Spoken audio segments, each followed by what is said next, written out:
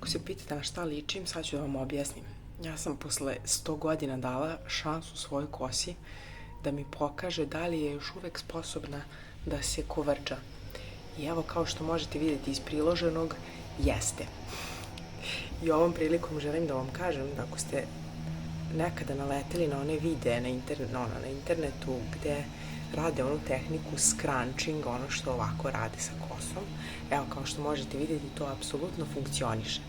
Ne ide kao i uvek ne ide ona gde ja hoću, jeli, ima tu određenih problema, ali da, tehnika funkcioniše, ona još uvek nije izgubila svoju prirodnu sposobnost da se kovrđa i mogu vam reći, sam dobila fenomenalan kompliment od svog muža koji je rekao, možete misliti šta? Rekao mi da ličim na ovcu. Fenomenalno.